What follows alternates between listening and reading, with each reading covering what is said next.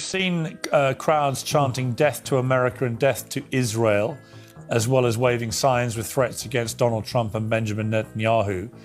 Do you endorse those chants and signs, or do you condemn them? Death to America and Iran, and I may have said this on your show before, shouldn't be taken literally. It's like saying Yankee go home doesn't mean that anyone who carries a U.S. passport should leave the country. When they say death to America, they mean death to the U.S. empire. And they mean death to this oppressive regime which slaughters our children. So I think it's understandable. If what the United States had done to Iran was carried out by Iran against the United States, slaughtering the leaders and slaughtering people and school children, I think the United States would have done more than chant death to Iran. They would have probably used a nuclear weapon. So I think words shouldn't hurt the American government so much. When you see all the dead children in Gaza and in Lebanon and the massacres and the genocide and the dead children in Iran, I think it becomes understandable when people say death to America. Just like, in your case, you invited this woman on your show who said when they're finished with me, she said, with me, the biggest part of my body will be my little finger. And you invited her on multiple times afterwards, so I guess you don't have a problem with that. I have a problem with anyone making threats against anyone.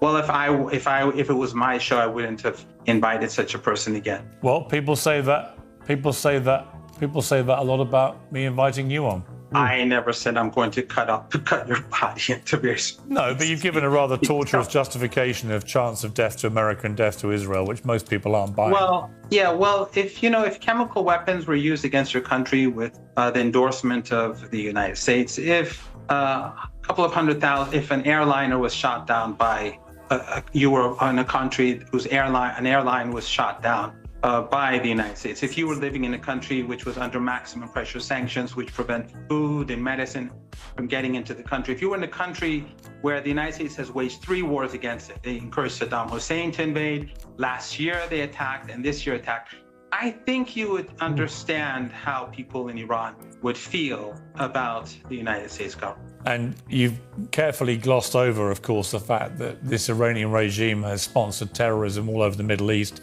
including funding and arming the Houthis, Hezbollah and Hamas. Does that not enter your thought process when you analyze this situation?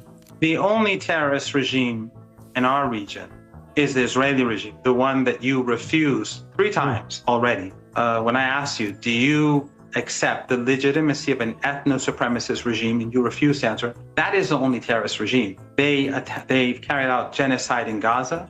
They carried out genocidal attacks in Lebanon. Just yesterday, they murdered a principal of a school, her husband, and their maid. And every day in Gaza, they're killing multiple people, every single day, children, men, women. Well, your regime spent the first part of the year murdering thousands of protesters on the streets of your country.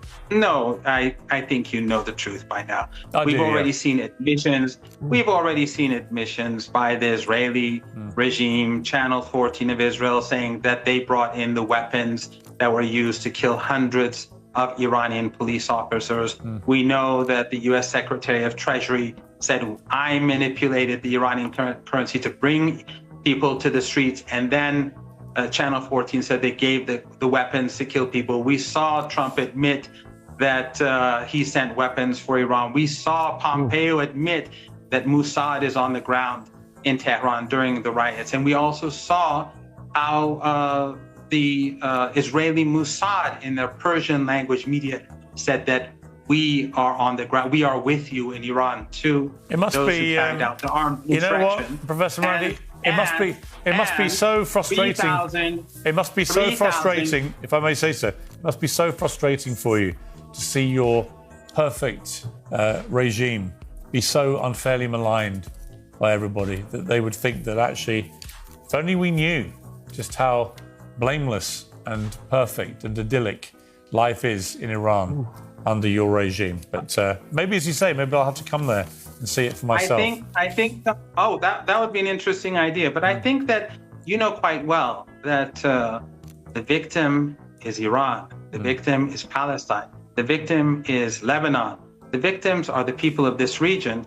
Well, and the best way I definitely to would muddy the categorize. waters I would definitely categorize. is to accuse the There are victims. definitely people in Iran, Iranians, who are victims of your regime. We saw them on the streets, didn't we? We saw them on the streets today and yesterday and the day before. We saw them.